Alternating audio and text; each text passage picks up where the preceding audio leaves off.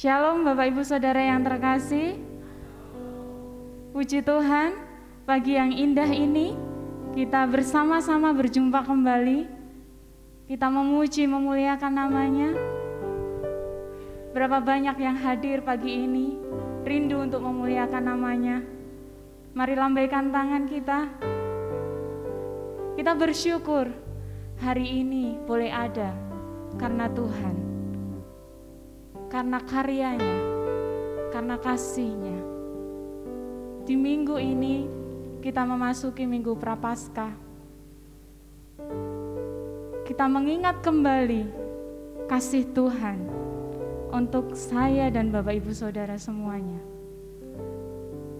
Pengorbanannya, ketulusannya, kesetiaannya untuk kita.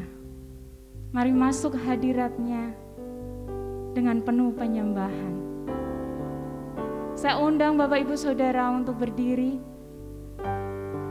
Mari kita tinggikan namanya, kita sembah Dia, kita agungkan namanya. Kami sujud di hadapan-Mu Tuhan. Kami bawa seluruh hidup kami di hadapan-Mu Tuhan. Segala keinginan kami Tuhan, kami letakkan di hadapan-Mu Tuhan. Biar Engkau yang bertahta atas kami.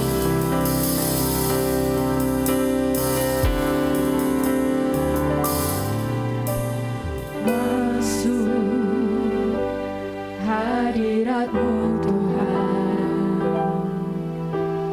dengan korban pujian. Masuk hadirat-Mu Tuhan,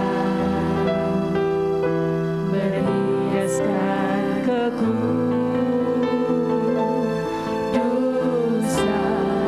di hadapan hadirat-Mu Tuhan. Kami rasakan Tuhan, kedamaian dalam hati kami.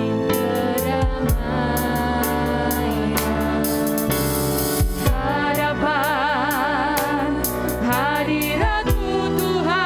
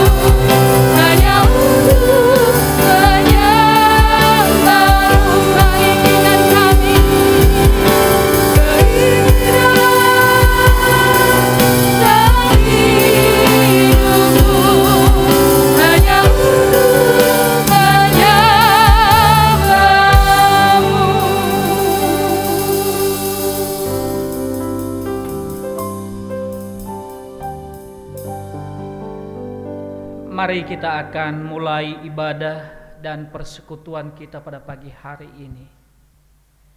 Di dalam setiap hati kita masing-masing, hendaklah berkata bahwa pertolongan kita ialah dari Tuhan yang menjadikan langit dan bumi, yang tidak pernah meninggalkan ciptaan karya tangannya.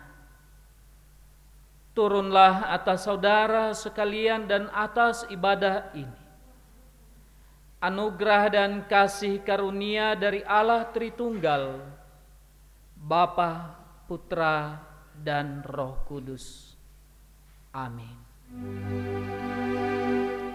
Mulia bagi Bapa, bagi Anak serta Roh Kudus,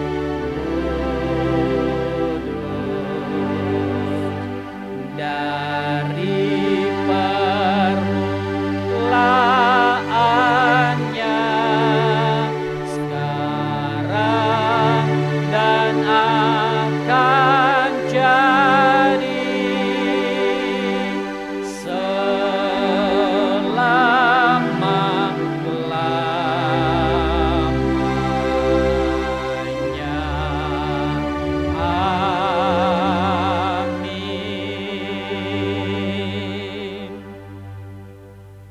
Firman Tuhan berkata di dalam Mazmur 103 ayat 11 sampai ayat yang ke-12 demikian. Tetapi setinggi langit dari bumi, demikian besarnya kasih setianya atas orang-orang yang takut akan Dia. Sejauh timur dari barat, demikian dijauhkannya daripada kita pelanggaran kita. Mari kita aminkan firman Tuhan ini. Amin, amin, amin. Amin, amin, amin. Saya kembalikan kepada Bu Beta. Masih tetap berdiri Bapak Ibu Saudara. Hari ini bersuka cita. Amin. Berikan senyum termanis walaupun tidak terlihat, tapi dari mata kita terlihat. Berikan salam terhangat untuk saudara-saudara kita di tempat ini. Kita bersyukur Tuhan kita itu terang, dan Dia datang membawa terang itu untuk kita semuanya, dan kita dimampukan untuk menjadi terangnya dimanapun kita berada. Mari kita bersinar untuk kemuliaan namanya. Bersinar terang.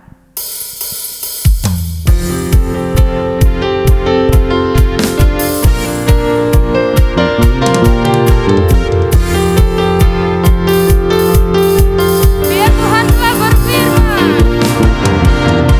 Sebab Tuhan telah berfirman, dari gelap terbit terang bersinar.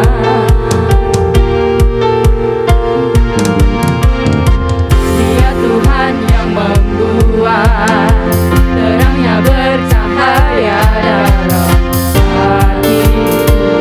Katakan kebenaran-Mu. Kebenaran-Mu yang membawa hidupku bersinar.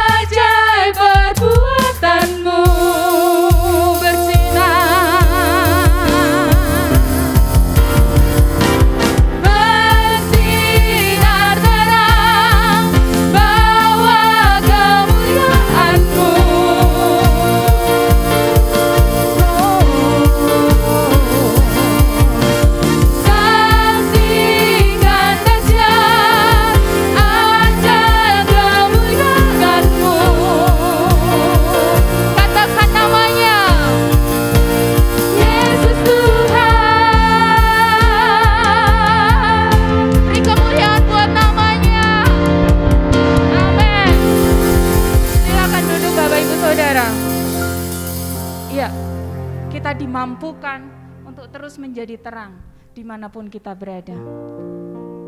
Dan pagi hari ini, mari siapkan hati kita untuk menerima kebenaran firman-Nya. Kita akan bersama-sama belajar untuk memberikan kasih yang sejati untuk siapapun mereka. Bahkan mungkin mereka yang sudah menyakiti hati kita, yang sudah mengecewakan kita. Tuhan berkata, ampunilah. Mari kita belajar mengasihi dan melepaskan pengampunan untuk siapapun. Kita pujikan, Tuhan, aku mau mengampuni. Ajar kami Tuhan, karena tanpa karya-Mu kami tidak bisa.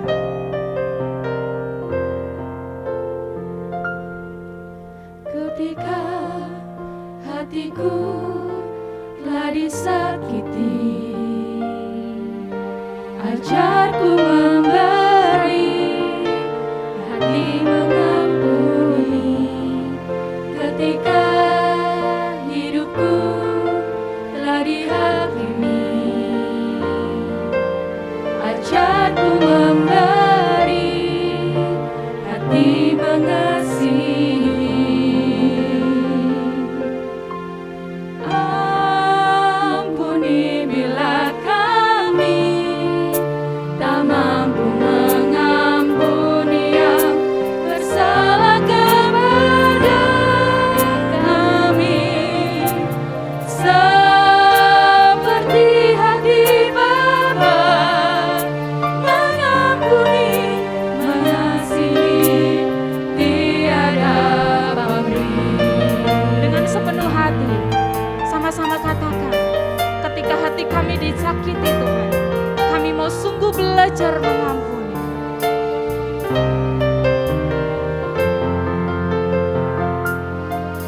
Ketika hatiku telah disakiti, ajarku memberi, hati mengampuni. Ketika hidupku telah disakiti, ajarku memberi, hati mengasihi.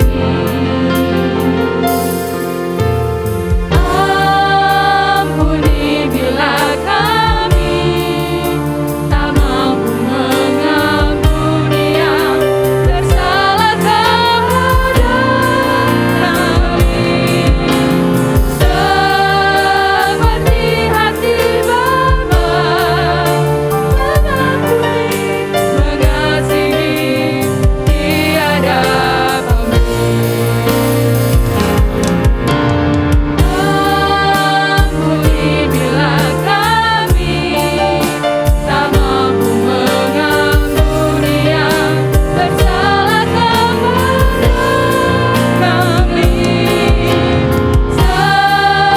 seperti hati Bapa mengampuni, mengasihi, tiada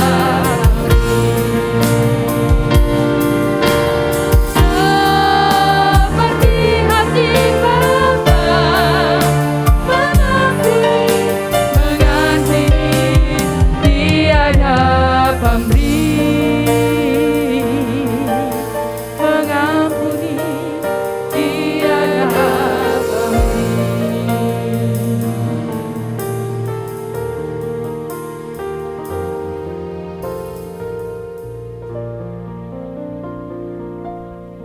Mari kita berdoa.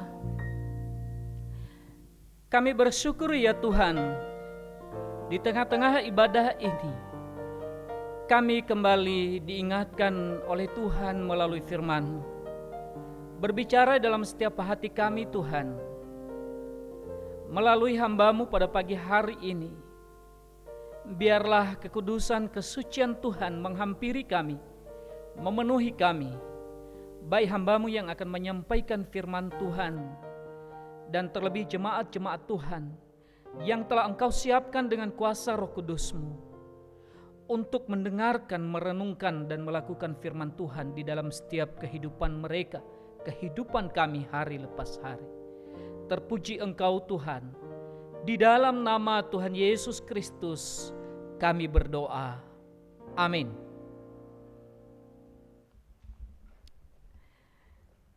Selamat pagi Bapak Ibu yang dikasihi Tuhan. Shalom. Salam, puji Tuhan bahwa pada pagi hari ini adalah merupakan Minggu Prapaskah. Oleh karena itu di Minggu Prapaskah ini kita belajar bersama. Kita belajar tentang firman Tuhan.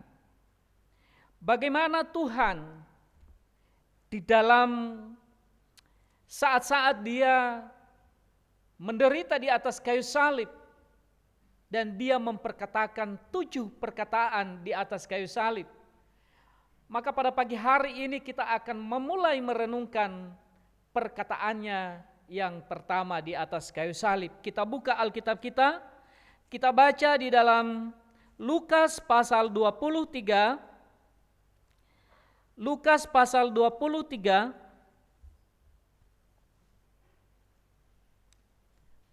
ayatnya yang ke-34. Lukas pasal 23 ayat 34.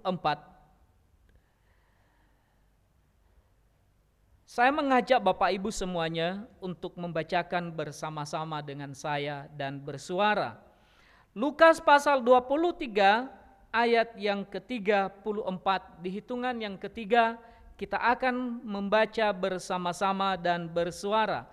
1, 2, 3, iya. Yesus berkata, "Ya Bapa, ampunilah mereka, sebab mereka tidak tahu apa yang mereka perbuat." Dan mereka membuang undi untuk membagi pakaiannya. Amin. Demikian firman Tuhan yang dibacakan kepada kita. Dan firman Tuhan berkata, setiap orang yang merenungkan firman Tuhan, menanamkan dalam hatinya dan melakukan dalam hidup sehari-hari adalah orang-orang yang diberkati oleh Tuhan. Amin. Bapak Ibu yang dikasihi di dalam Kristus Yesus. Tadi di awal saya mengatakan bahwa minggu ini adalah Minggu Prapaskah yang pertama. Apakah artinya Minggu Prapaskah itu? Minggu Prapaskah tentu adalah minggu-minggu, hari-hari sebelum kita menyambut yang namanya Hari Paskah, yaitu kebangkitan Tuhan Yesus Kristus dari kematian.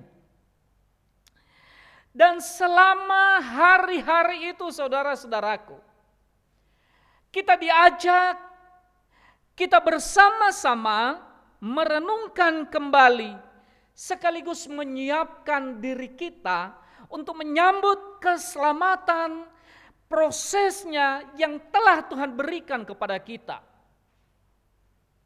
Dan gereja-gereja yang muncul pada abad yang ke-21, biasanya masa-masa Prapaskah itu, minggu-minggu Prapaskah itu dipakai untuk berdoa dan bertobat. Saya kira ini penting sekali. Bertobat adalah peristiwa rohani yang dilakukan oleh setiap insani. Untuk apa? Untuk menyambut karya Tuhan. Di mana karya Tuhan itu saudara-saudaraku, secara khusus dan yang mengkhususkan berkonsentrasi hanya untuk menyelamatkan manusia dari dosa. Dan peristiwa itu saudara-saudaraku, kita melihat bagaimana Allah yang mulia itu berasal dari surgawi. Dia turun ke dalam dunia yang hina.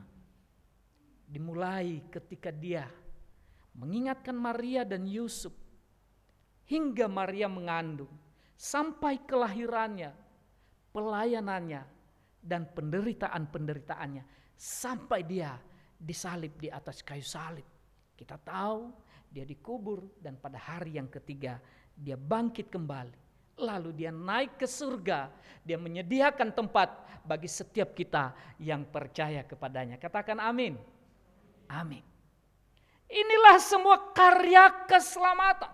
Bukan hanya pada saat kita memasuki masa Natal atau masa Paskah saja, tetapi secara keseluruhan bahwa Tuhan telah melakukannya. Dia secara khusus berkonsentrasi tidak untuk malaikat saudara-saudara, tapi untuk saya, untuk saudara-saudara yang berdosa dan hina ini. Pada tahun 1950-an saudara-saudaraku, kita tahu sebuah peristiwa yang pernah terjadi saudara-saudaraku, di mana pada saat itu dibangunlah tembok raksasa yang kita kenal dengan tembok Berlin. Tembok Berlin ini saudara-saudaraku adalah memisahkan satu keutuhan Jerman. Yang satu disebut Jerman Timur dan yang satu disebut dengan Jerman Barat. Pada tahun itu saudara-saudaraku, maka terjadilah perselisihan antara Jerman Timur dan Jerman Barat. Jerman Timur didukung oleh Uni Soviet dan Jerman Barat didukung oleh Amerika Serikat. Tapi saudara-saudaraku, pada kenyataannya bahwa Jerman Timur ini adalah merupakan bagian negara yang miskin. Sementara Jerman Barat, saudara-saudaraku, adalah merupakan bagian negara Jerman yang makmur, yang kaya. Jadi ternyata terjadi perbedaan antara mereka. Jerman Timur ternyata mereka menjadi masyarakat rakyat yang miskin, tapi Jerman Barat mereka menjadi masyarakat atau bagian negara yang kaya. Saudara-saudaraku di dalam Kristus Yesus, jurang kesejahteraan ini secara sosial semakin terlihat di dalam kehidupan mereka. Maka apa yang dilakukan oleh Jerman Timur, saudara-saudaraku? Dia mulai mencoba memancing kemarahan dari rakyat dan bangsa Jerman Barat. Tujuannya hanya satu. Bagaimana supaya terjadi chaos, terjadi kerusuhan, terjadi ketidakstabilan di dalam politik. Maka Jerman Timur ini, Bapak Ibu yang dikasihi Tuhan, mereka mulai memancing amarah dari Jerman Barat dengan cara apa?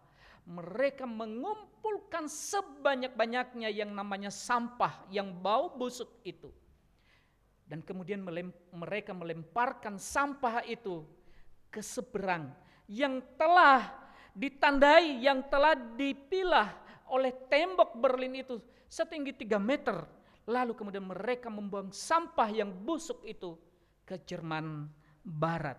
Saudara-saudaraku di dalam Kristus Yesus, apa yang dilakukan oleh Jerman Barat? Provokasi itu, saudara-saudaraku, ternyata bagi masyarakat yang ada di Jerman Barat tidak mapan. Mereka tidak terpancing, mereka tidak terprovokasi, dan mereka tidak marah, saudara-saudaraku dalam Kristus Yesus. Malah kemudian masyarakat yang ada di Jerman Barat, memang mereka kaget ketika mereka melihat tumpukan sampah yang begitu banyak. Dan mereka tahu ulah ini adalah diperlakukan oleh orang-orang yang ada di Jerman Timur. Dan ketika mereka melihat itu, apakah mereka kemudian mengambil sampah itu, lalu kemudian mereka membuang kembali ke Jerman Timur? Tidak, saudara-saudara. Justru mereka mengumpulkan makanan yang enak-enak. Mereka kumpulkan secara bersama-sama dan kemudian makanan itu mereka buang kembali ke Jerman Timur dengan pesan.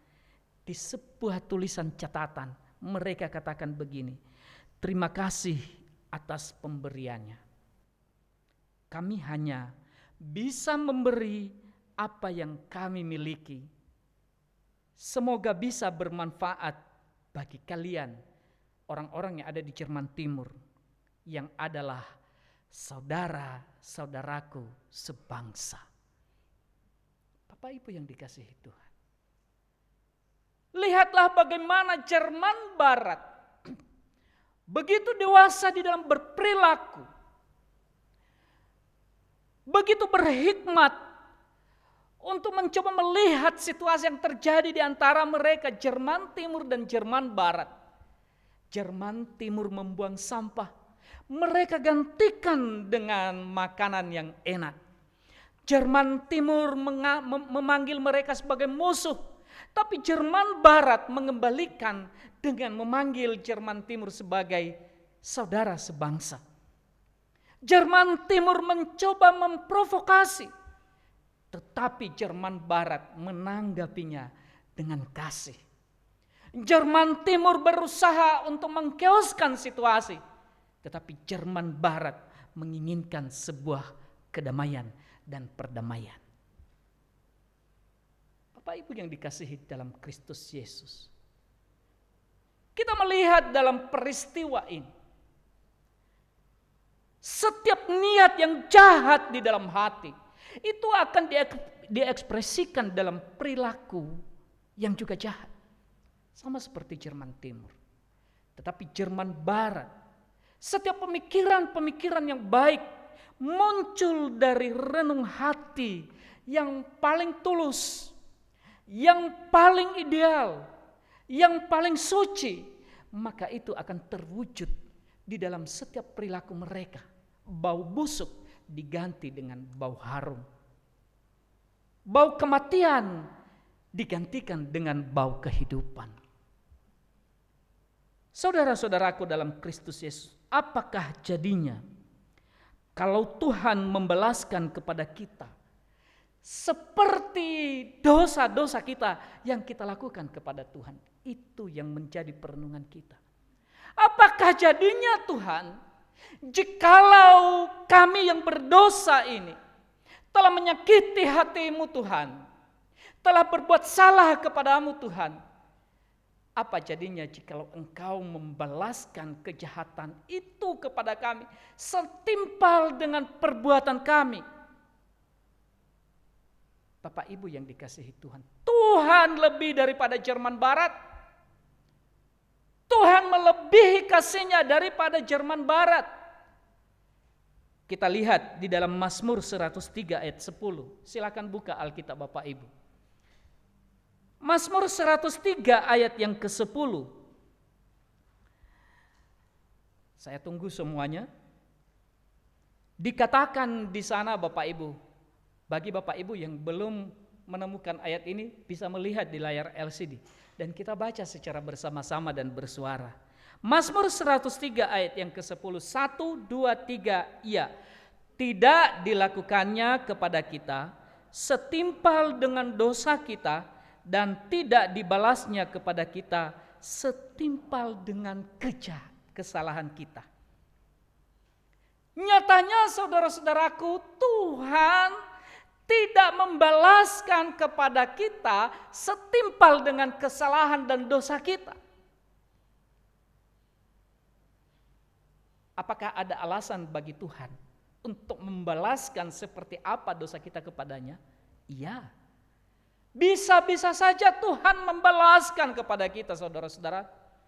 Bisa-bisa saja Tuhan akan memberikan kepada kita setiap yang Dia mau oleh karena kita berdosa. Tetapi Tuhan tidak pernah ingkar pada sifatnya. Tuhan yang Maha Pengampun, Tuhan yang Maha Pemaaf. Disebutkan di dalam Mazmur 103 ayat yang ke-10. Tidak dilakukannya kepada kita setimpal dengan dosa kita, dan tidak dibalaskannya kepada kita setimpal dengan kesalahan kita. Tuhan ini, apakah motivasi Tuhan untuk harus mengampuni manusia? Tidak ada, saudara-saudara. Apakah Tuhan bergantung kepada manusia sampai dia mau berbaik-baikan dengan manusia? Sampai dia mengampuni dosa-dosa manusia? Tidak ada. Manusia tidak lebih tinggi daripada Tuhan. Kalau kita yang meminta ampun kepada Tuhan, mungkin iya, karena kita bergantung kepada Tuhan. Karena kita selalu bergantung kehidupan ini kepada Tuhan. Tapi apa untungnya Tuhan untuk mengampuni kita? Saya katakan tidak ada. Tapi apa yang dilakukan oleh Tuhan? Bukan hanya sekedar dia firmankan. Kita baca di dalam Mazmur misalnya. Tapi dia betul-betul mempraktekannya, saudara-saudara. Sama seperti perkataannya di atas kayu salib. Kita lihat kembali Lukas 23 ayat yang ke-34 disebutkan di sana. Ya Bapa, ampunilah apa? Mereka. Ya Bapa, ampunilah mereka. Saya mau sebutkan pengampunan Tuhan ini, saudara-saudara. Ini adalah pengampunan istimewa. Catat itu. Pengampunan yang istimewa. Kenapa disebutkan pengampunan istimewa? Yang pertama, saudara-saudaraku, Yesus melakukannya pengampunan ini bukan pada saat dia sedang senang-senang.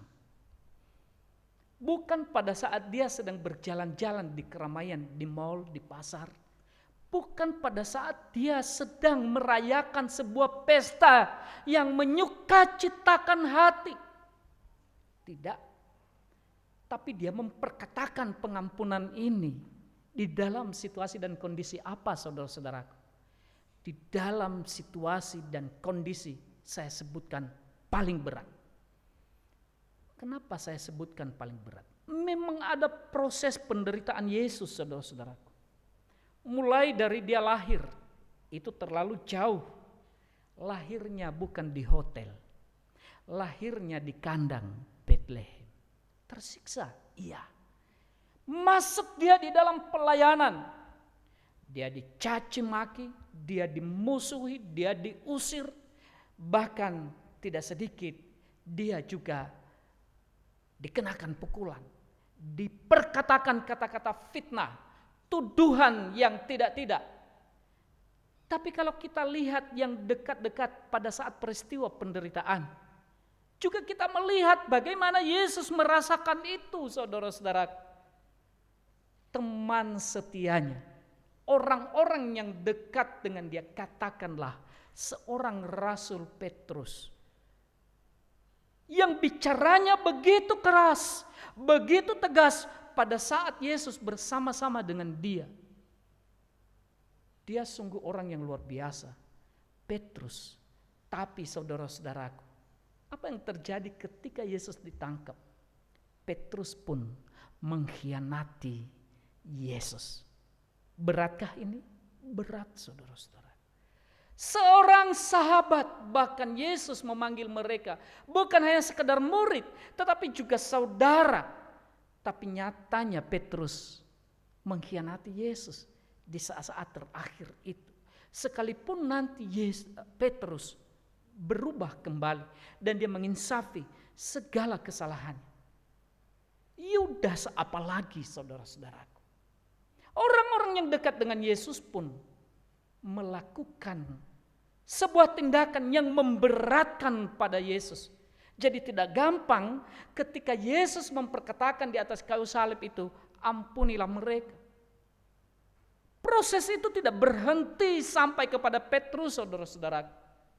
Tetapi juga kita melihat ketika dia ditangkap dan dia diadili, saudara-saudara. Apa yang dilakukan oleh para pembesar-pembesar pada saat itu? Pemimpin-pemimpin bangsa dan pemimpin-pemimpin agama, mereka menuduhkan kepadanya, mereka memfitnah dia. Yang harusnya dia tidak pernah lakukan, tapi disebutkan oleh para pimpinan-pimpinan agama dan pimpinan-pimpinan masyarakat pada saat itu, bahwa Yesus melakukan ini. Berat. Tapi dia masih bisa berkata, ampunilah mereka. Tidak berhenti di situ saudara-saudara.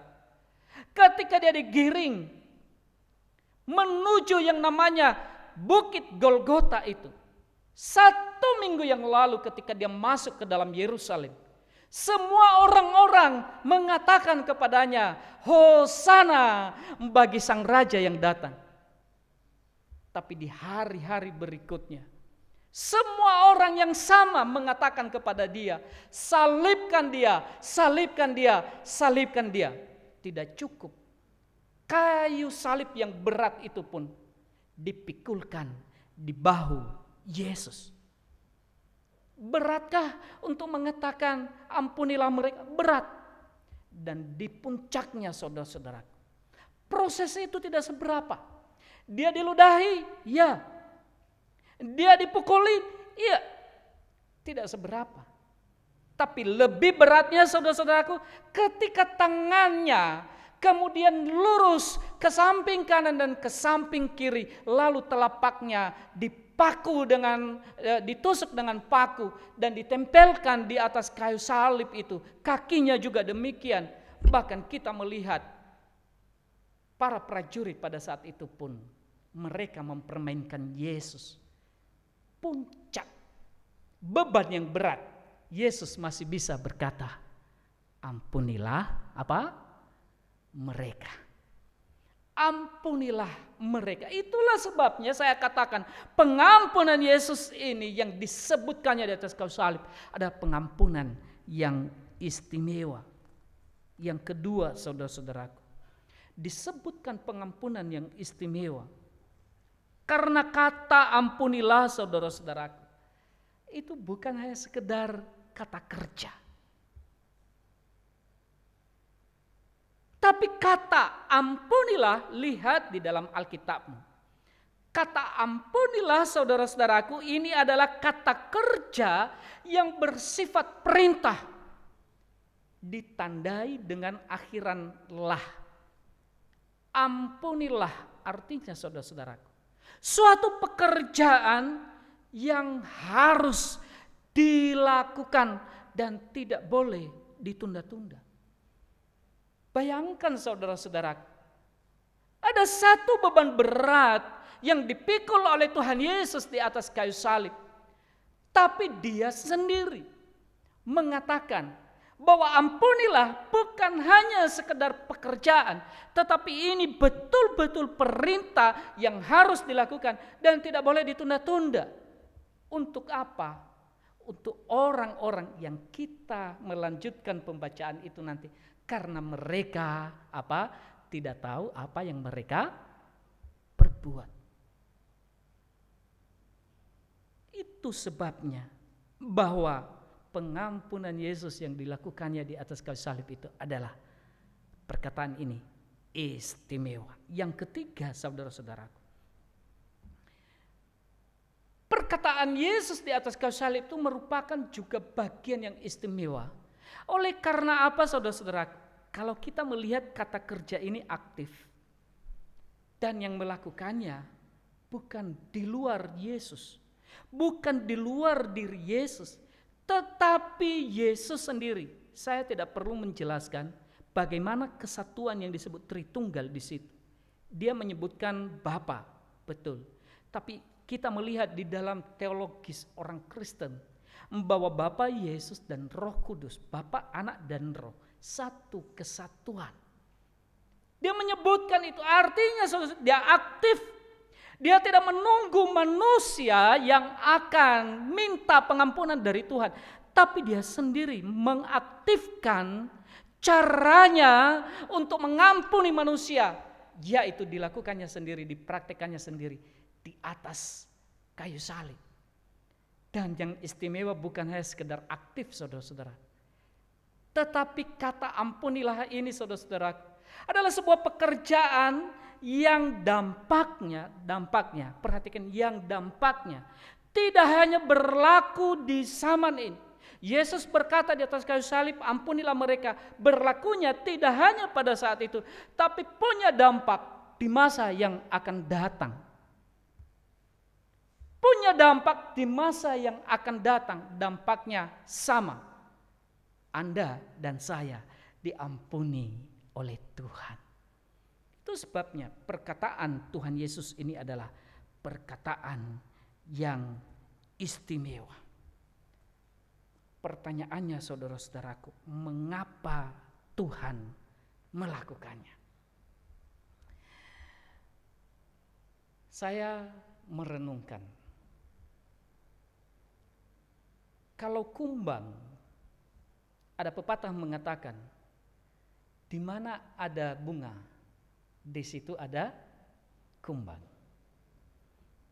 Ya, mereka sama-sama membutuhkan. Kumbang membutuhkan sari dari bunga.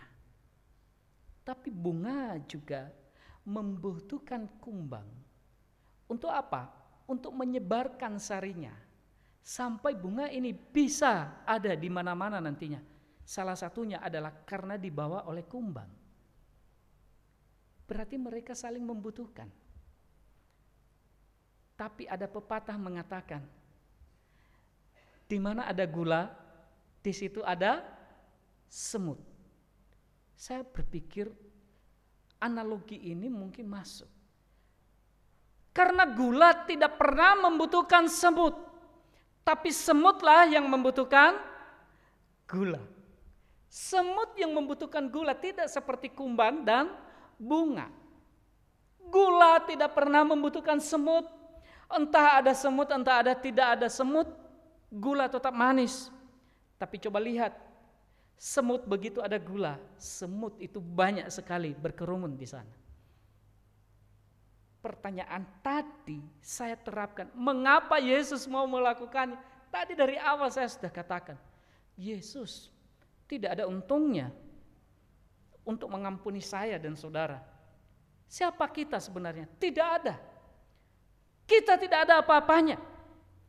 Kalau saja kita bisa bernafas hari ini, itu karena Tuhan. Lalu kenapa Tuhan masih mau mengampuni kita? Kita yang bersalah kok, kita yang berdosa kok. Tapi Tuhan yang repot untuk mengampuni kita. Saudara-saudaraku, memang kalau kita berpikir seperti radio, saudara-saudaraku, kalau frekuensinya tidak sama, maka berita-berita yang kita dengar itu akan buram dan itu tidak bisa kita dengar. Maka Tuhan mencoba menyesuaikan frekuensi ini, di mana frekuensi Allah tidak bisa dicapai oleh frekuensi manusia yang berdosa. Maka Tuhan menyesuaikan frekuensinya seperti frekuensinya manusia. Maka saya sebutkan bahasa ini, saudara-saudaraku, dilihat dari sisi Allah adalah disebabkan karena kasih Allah semata. Hanya oleh karena kasihnya.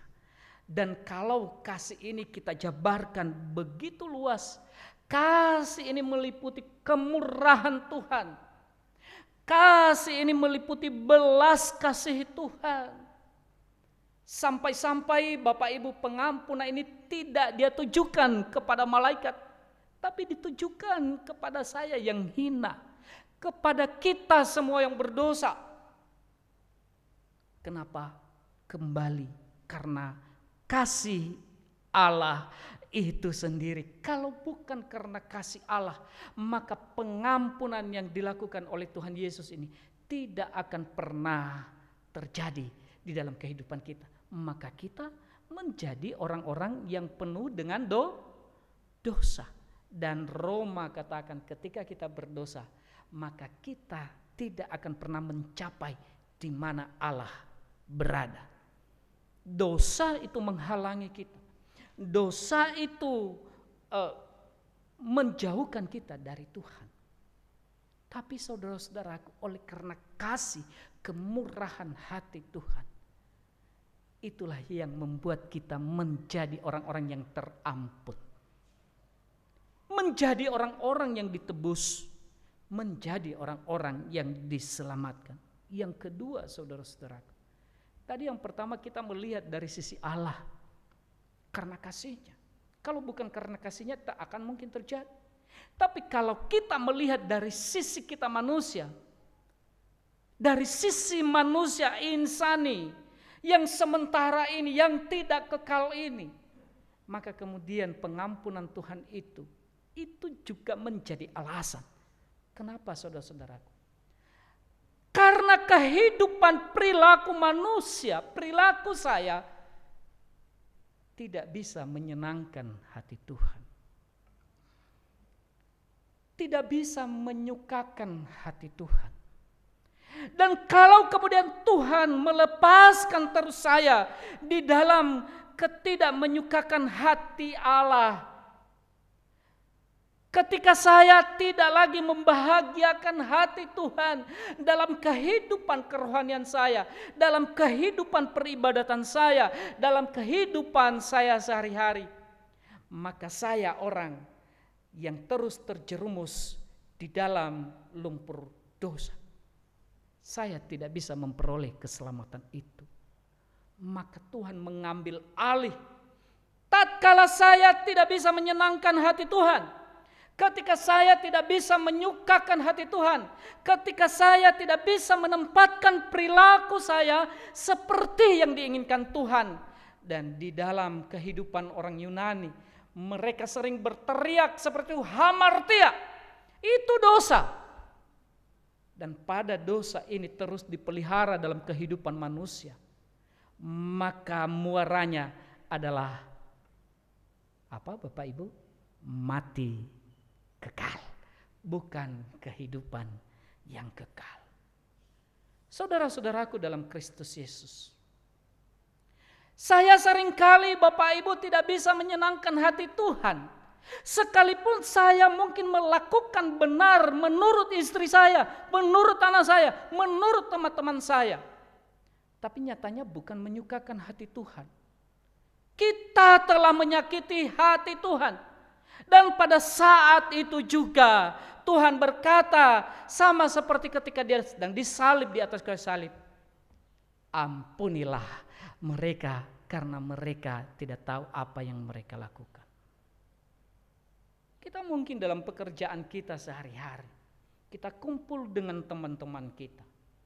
Lalu kemudian hanya karena teman-teman kita ini begitu akrab dengan kita, ada sebuah perilaku yang harusnya hati nurani kita sebagai orang yang percaya kepada Tuhan tidak bisa kita lakukan karena mungkin berbau curang, berbau korupsi, dan berbau dosa. Tapi karena kita melihat teman kita, menyenangkan hati teman kita, menyenangkan hati rekan kita, maka kemudian disitulah kita telah berdosa. Kita tidak menyenangkan Tuhan, maka Tuhan katakan, ampunilah mereka. Bukankah kita di rumah sebagai seorang suami misalnya saudara-saudaraku, yes, kita punya hak atas istri kita, anak-anak kita. Tapi ketika kita sebagai seorang suami misalnya, kita tidak berani untuk menegur anak kita, istri kita pada hal-hal yang berbau dosa, yang tidak sesuai dengan firman Tuhan, karena kita menjaga perasaannya, karena kita tidak mau terluka perasaan istri kita atau anak kita, maka di saat itu juga sebenarnya saya dan saudara sebagai bapak-bapak telah menyenangkan hati manusia dan tidak menyenangkan hati Tuhan. Demikian juga sebaliknya. Apalagi kalau kita suami-suami ini ada yang kalem. Amin ya. Semua kita suami-suami kalem. Tapi tidak sedikit juga ada suami-suami yang galak. Istri ngomong sedikit udah disambar. Istri ngomong negur sedikit, hatinya kayak disambar petir, langsung tersakiti. Sama seperti lagu tadi ya, Bu Beta menyanyikan itu, saya senang sekali. Ya, langsung tersakiti. Mukanya muram, mukanya marah, maka kemudian istri, iya wes lah, daripada suami saya tersakiti hatinya, wes biarin saja dia melakukan apa maunya. Mau berbuat dosa lah, mau berbuat salah lah. Di saat itu juga, hai engkau istri, engkau tidak menyenangkan hati Allah, tapi engkau telah menyenangkan hati manusia. Dan di saat itu juga Yesus berteriak dari atas kayu salib, ampunilah mereka, karena mereka tidak tahu apa yang mereka perbuat. Mungkin kita sebagai aktivis, kita mungkin mengambil pelayanan itu dan pelayanan ini, saudara-saudaraku. Tapi sebenarnya kita punya tujuan untuk menyenangkan hati pendetanya, menyenangkan hati majelisnya, menyenangkan hati siapa yang ada dalam gereja barangkali. Kita akan mendukung ini, mendukung keuangan, mendukung apa dan lain-lain sebagainya. Tapi sebenarnya kita tidak menyenangkan hati Tuhan. Kita hanya menyenangkan hati orang, maka pada saat itu juga kalau kita orang Yunani, mereka berteriak, harmatia, kita berdosa karena kita tidak menyukakan hati Allah, tapi kita telah menyakiti hati Allah, namun kita menyukakan hati manusia. Maka pada saat itu Tuhan berkata, ampunilah mereka. Ada banyak hal, saudara-saudaraku. Kalau kita mencoba meng-cross check kembali kehidupan kita hari lepas hari, banyak sekali yang kita lakukan tidak menyenangkan hati Tuhan. Paling tidak kalau kita tidak menyenangkan hati manusia, paling tidak kita memuaskan hati diri sendiri. Ada orang loh seperti itu, Bapak Ibu. Sejarah juga mencatat. Misal, coba kita lihat bagaimana seorang Nero yang membakar kota Roma.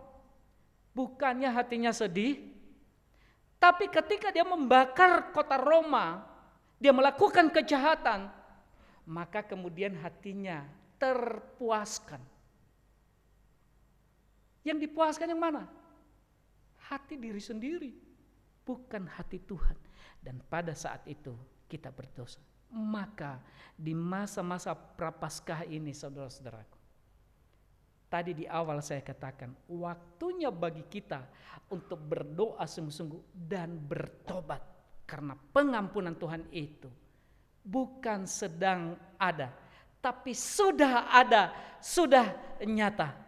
Maka saya dan saudara perlu bergumul di hadapan Tuhan, agar kita tetap menjadi orang-orang yang diampuni oleh Tuhan. Amin.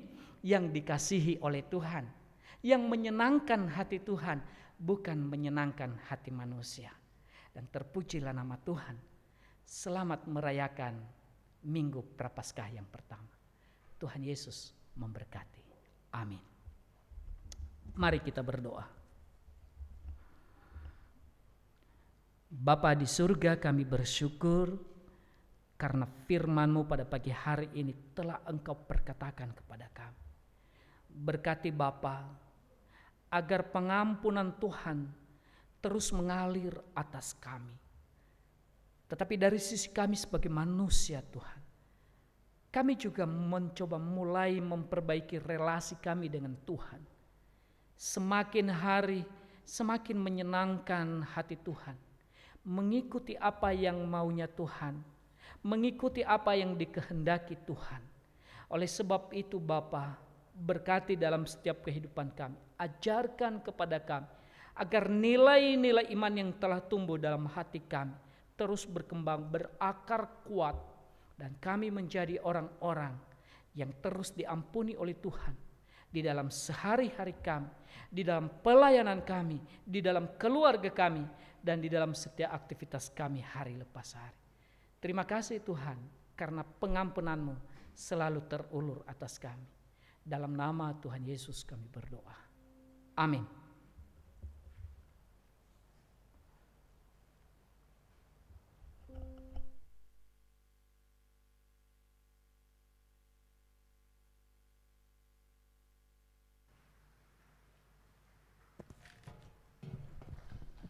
Bapak Ibu Saudara yang terkasih, diberkati Tuhan. Amin. Mari kita siapkan persembahan kita sebagai wujud ucapan syukur terima kasih kita kehadiratnya. Mari petugas kolektan saya undang untuk maju. Kita mempersiapkan diri untuk memberi yang terbaik. Siapkan amplop persembahan kita. Kita datang kepadanya, kita serahkan. Mari kita satukan hati untuk berdoa. Kami bersyukur Tuhan untuk kasih Tuhan dalam hidup kami, untuk setiap berkat Tuhan yang kami terima sampai di titik ini. Kami bersyukur kami boleh ada karena Engkau. Dan saat ini Tuhan, kami menyerahkan seluruh hidup kami ke dalam tangan-Mu. Dan sebentar lagi kami akan membawa persembahan kami berupa rupiah ini, Tuhan yang menguduskannya, Tuhan yang menyucikannya, dan biarlah ini menjadi persembahan yang menyenangkan hati Tuhan. Terima kasih Tuhan, berkati orang yang sudah Tuhan percaya, majelis yang Tuhan sudah percaya untuk mengelola persembahan ini, Tuhan beri hikmat, kebijaksanaan kepadanya. Terima kasih Tuhan, kami percaya Tuhan memberkati kami berlimpah-limpah. Dalam nama Yesus kami berdoa, amin. Mari kita bawa persembahan kita ke hadiratnya. Besar kasih setia Tuhan untuk saya dan Bapak Ibu Saudara. Kita tidak bisa mengukurnya. Dan mari kita berikan yang terbaik buat Dia. Sangat terukur besar kasih setiamu Tuhan,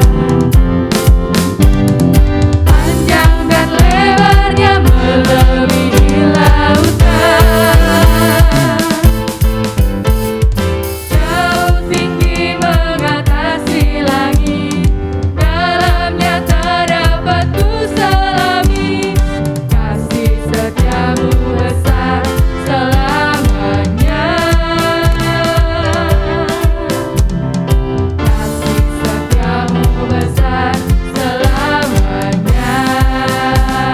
Katakan hatiku bersyukur. Hatiku bersyukur, jiwaku memuji, mulutku pun bersorak memuji Engkau, Yesus. Ajaib perbuatanmu, besar anugerahmu,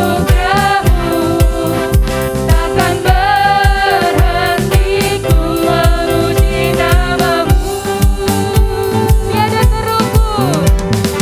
Tiada terukur besar kasih setiamu Tuhan, panjang dan lebarnya melebihi lautan, jauh tinggi mengatasi langit, dalamnya terdapat ku selami, kasih setiamu besar selamanya. Kasih setia Tuhan besar. Kasih setiamu besar selamanya.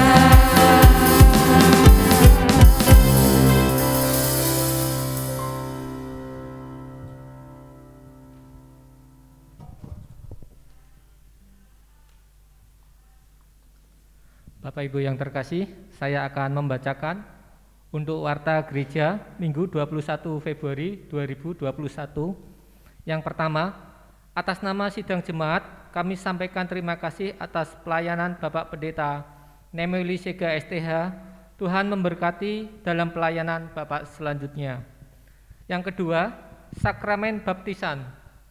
Gereja GKMI Progo melalui bidang PBG akan membuka kelas katekesasi bagi calon penerima sakramen baptisan. Bagi jemaat yang sudah mengaku percaya pada Tuhan Yesus Kristus dan belum dibaptis, daftarkan diri Anda melalui majelis atau hamba Tuhan di tempat ini.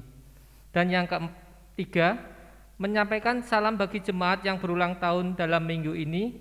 Yang pertama, 15 Februari, Ibu Liliana. Yang kedua, 16 Februari, Bapak Junaidi Wijaya.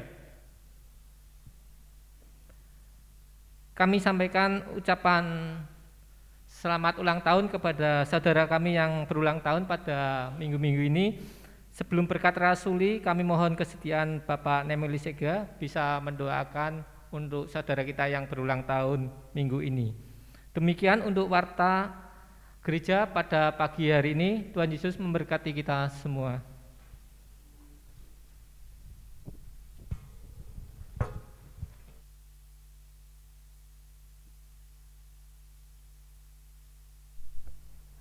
Mari Bapak Ibu kita akan berdoa. Bapa di dalam kerajaan surga, kami bersyukur untuk minggu ini ya Tuhan. Di tengah-tengah pandemi yang ada Bapa, kami terus diberikan kesehatan, kekuatan, dan diberi kesempatan untuk beribadah kepada.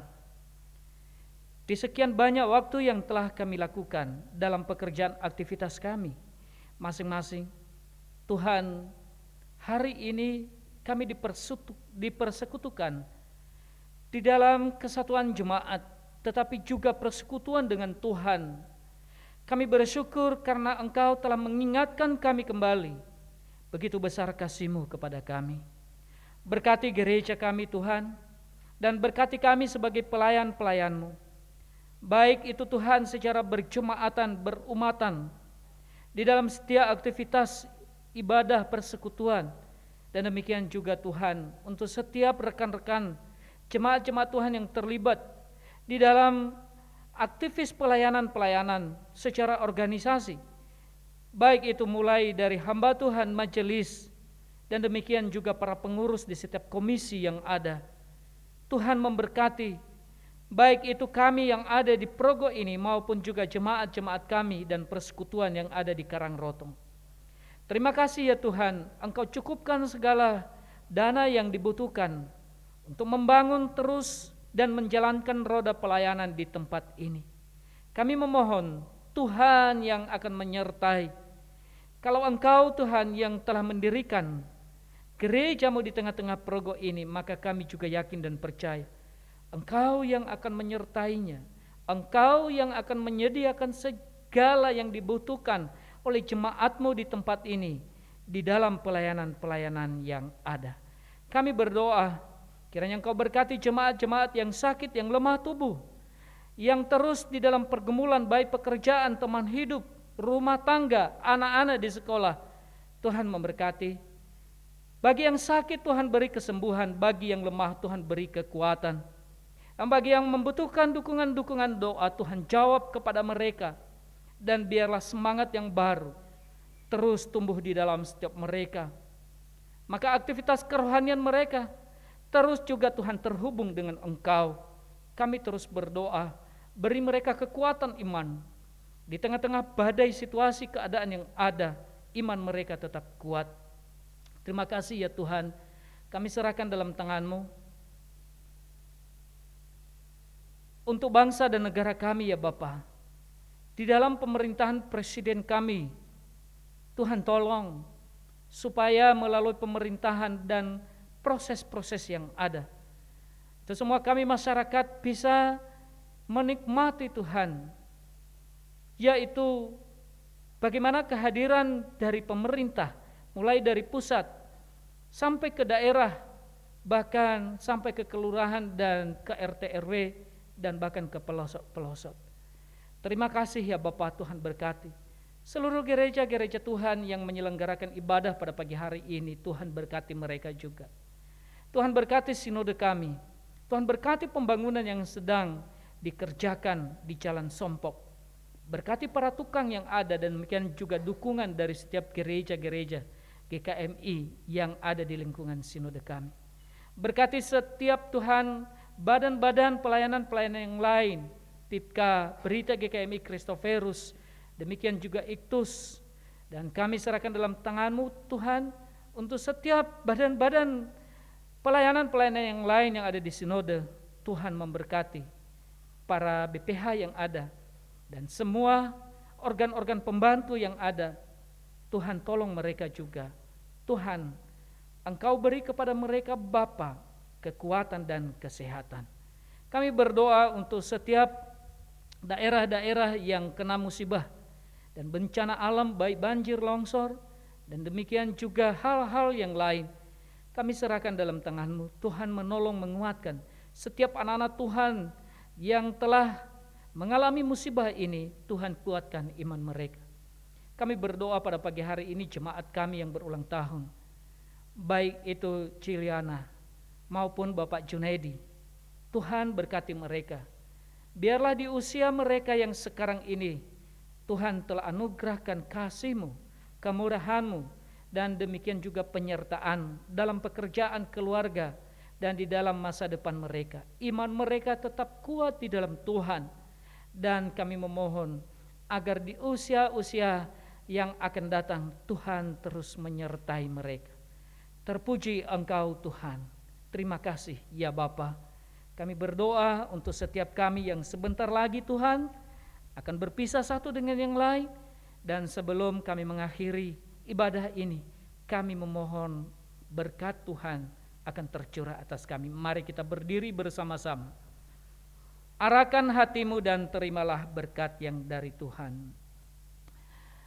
Tuhan memberkati engkau dan melindungi engkau. Tuhan menyinari engkau dengan wajah-Nya dan memberi engkau kasih karunia. Tuhan menghadapkan wajah-Nya kepadamu dan memberi engkau damai sejahtera. Amin. Kepada Allah dipuji semua makhluk di bumi, padanya ku beri pujian. Bapa, Anak, dan Roh Suci. Amin. Silakan duduk Bapak Ibu, dan ibadah kita selesai. Tuhan Yesus memberkati.